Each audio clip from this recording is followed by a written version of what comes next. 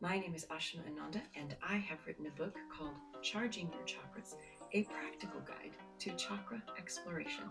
It is a book that is in three parts.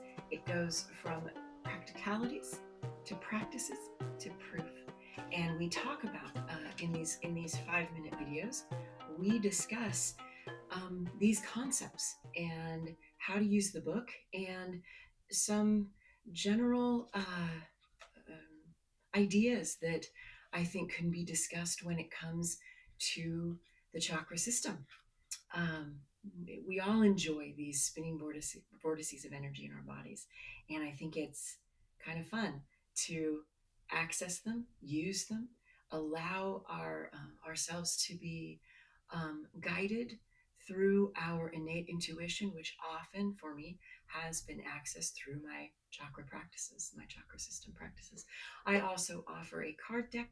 It's full color, shows a lot of information about all the different chakras, and it has a cascading definition. So it gives you a little bit of insight into each chakra. And then on the back of each chakra is a guided meditation. Yes, yesterday, the last time we talked, which I think was a week ago, we talked about the fragility of some of the insights. So, and I'm going to use my notes here once again. Um, when we're practicing with our chakras, there are times when we have, designed an experiment for ourselves, and we have practiced that experiment and we have gathered that data, and it gave us an insight. Maybe it was a feeling, maybe it was a sort of a short idea that you could hold on to, a 5 or 7 word sentence that just kind of stuck in your brain, whatever it was for you. And often when it's brand new, those can be rather fragile. And we were talking about the fragility of that last time. And then we discussed the changeability. So, what is truth for you today may not be true for you tomorrow. But what is true about the chakra system today is true about the chakra system tomorrow. And the good news about that is the chakra system is when you think about it that way, it shows its flexibility, the way it can flex and be a part of our our everyday lives, no matter where we are or how we change. Change is such a natural part of life, and choosing to practice with the chakra system will most likely for you end up in change. I mean, there's really no other. I don't. I'm trying to think. Will it ever not be changeable? I don't think so. At least it hasn't been for me.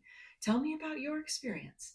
Um, Maybe your pragmatism has served you well, and that is how the chakra system, how you're able to integrate it through sort of a more pragmatic lens. Let me know. I would like to know about that.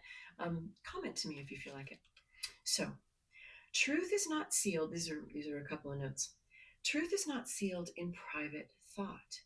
It is measured in consequence. Another way to put that is truth is or can be ever changing and is best worked through repeated practice and data gathering. Repeated practice and data gathering. So that brings us, in my opinion, to the question, why? Why do we gather the data? Why is there an entire section of the book dedicated to proof?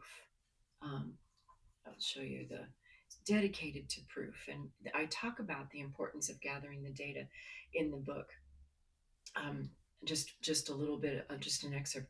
Being the observer of our thoughts and feelings within the tapas or container of our body and mind allows us to gather the data of the practices. That's where these chakra writing prompts come in super handy. So if you are using the book, or if you're simply listening to these videos and practicing on your own, it does bring us to the why of the gathering of the data. And what I've written down, and one of the concepts that I'm thinking about right now is it helps us see where we've been in our practices and where we want to go. So one thing that we were talking about was, am I always late? And if I am always late, is that a bad thing? Is that a belief that I hold because someone told me that one time, or is it real? And if it is real, do I want to hold that belief? So anyway, we gathered the data around that whole thing. And when we talk about that, it helps us to see where we've been. We journaling can create a history. So we've developed. So say you in your journaling, you said, "I've developed a practice." Give me 5 more seconds. I've developed a practice, and this is what I gathered. And then a month later, oh man, I forgot about that book. I got to go read that book again. And you go back and you see, oh wow, well that's not my truth anymore. And it could even be that you were practicing without consciousness, which does happen. And it happens all the time, and there's nothing wrong with it. What the trick is that when we go back and we see that history, we bring our consciousness to it. That was a really fast 5 minutes. All right. Thank you very much for spending this time with me. If you would like to purchase the book and the card deck, you can do that on ashimaananda.com. There are also some other tools that might help in your pursuit of charging your own chakras. Sending positive energy out to all beings everywhere. Namaste. The light in me recognizes, honors, and loves the light in you.